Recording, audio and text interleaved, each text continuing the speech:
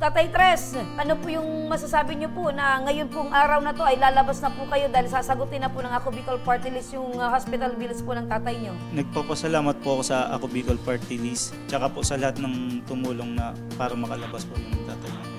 Ano po yung nararamdaman niyo ngayon? Sobrang saya po kasi wala din po kasi kami ganong pera na ganong kalaking halaga po. Opo. Kaya nga po, laking pasalamat po sa Ako Bicol po. Kasama natin ngayon si Romeo Gonzalvo III at ang kanyang inaing ay para sa kanyang ama na nangangailangan ng tulong mabayaran ang kanilang hospital bills. Magandang hapon po sa inyo, Romeo.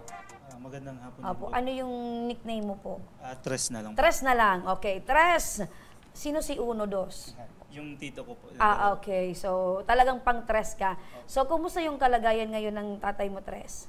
Ngayon po, bali, ano na lang po siya, for recovery na lang po. Pero may track pa rin po siya sa may lalaman, may butas pa rin po.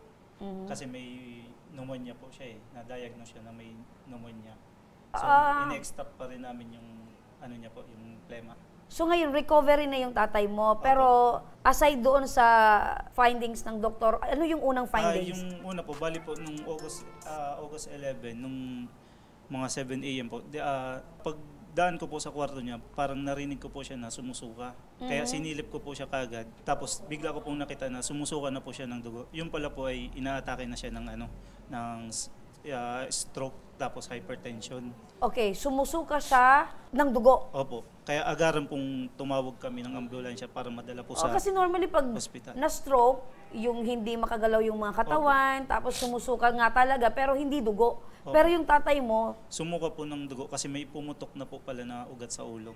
Oh my so, God. nagkaroon po siya ng blood clot. Mga 7 p.m. po, ora mismo pong inoperahan siya sa BRT para daw po ma-release yung pressure sa ulo. Tapos yun nga po, yung paghinga niya, dito na po nakalagay sa may lalamunan. Kaya binutasan din po. Tapos after po noon, mga ilang araw, parang ano din po ng doktor na nagkaroon po siya ng hydrocephalus. May tubig sa dalawang side po ng ulo natin.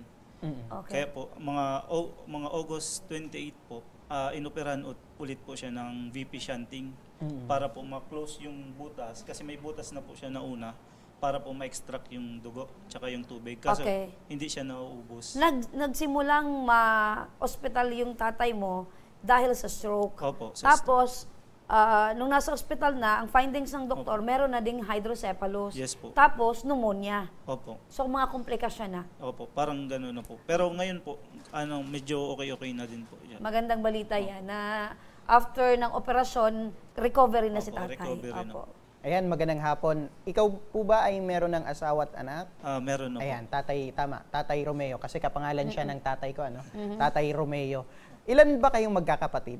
Bali, dalawa lang po kami. Ako po yung panganay. Ayan, meron ng sariling hanap buhay? Opo, meron na po. Ayan, so kayo ay nagtutulungan na lang sa pangangailangan ni Tatay Roel sa kanyang gastusin sa ospital at sa pang-araw-araw. Ayan, ngayon nasa magkano yung hospital bill po ninyo? Yung hospital bill namin is nasa 600,000 plus po. 600,000 plus. Pero kayong dalawa ay kumbaga nagtutuwangan sa pag-aalaga dito kay Tatay Roel. Opo. Ayan. So ngayon ay lumapit ka sa aming program. Ang kagustuhan mo ay sa hospital bill na nasa 600,000 plus. Sige partner, wag na natin itong patagalin.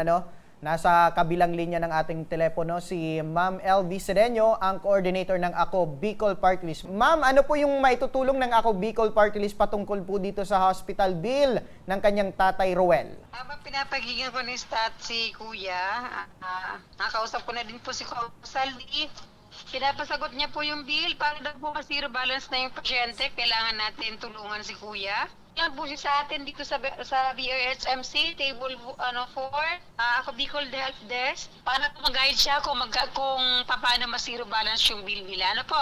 Ayun. Apo. Si Kong Salvi naman po at si Kong Pidogri Romualdez po ay hindi naman nagpahabaya para sa mga pasyente na nangangailangan ng tulong. Meaning to say nito, Ma'am LV, wala nang dapat pang-alalahanin itong si Tres at ang kanyang pamilya dahil sasagutin na ng Ako Bicol Party List ang kanilang hospital bill. Palalabasin ko na po sila ngayon, Ma'am Remy. Palalabasin na po natin sila ngayon.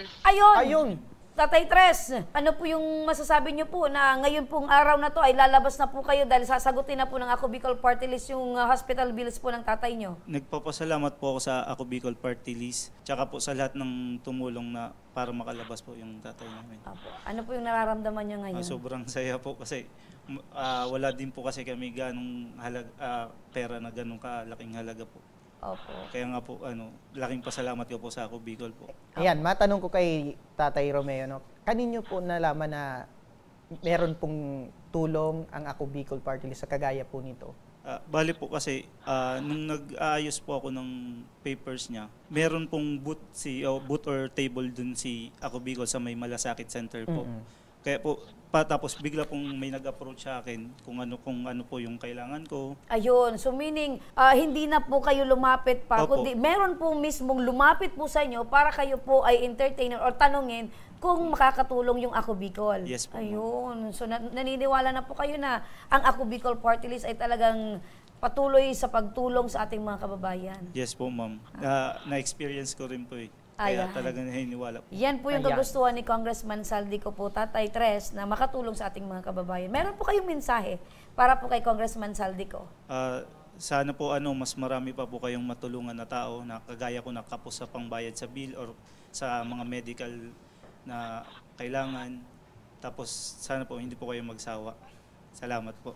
Maraming salamat, Ma'am Elby Sidenio, ang coordinator ng Ako Bicol Party List. Thank you so much. God bless. Apo, God bless you din po. Tatay Tres, gumaan po yung pakiramdam po ninyo. Opo, ma'am. Wala na po kayong aalalahanin patungkol sa hospital bills ng tatay po ninyo. Opo, salamat po. Salamat po. Ayan. At hindi pa po siya nagtatapos, Tatay Tres. Tanggapin nyo rin po itong iba't ibang produkto mula po sa Kabaro Coffee. Ang gawang Pinoy na pinasarap ang lasa, pinasulit ang halaga.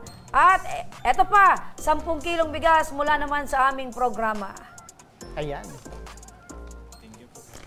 Sa mga kagaya ko po na nangangailangan ng tulong lalo na sa mga nasa ospital, huwag po kayong mag-atubili na lumapit sa Ako Bicol Party List.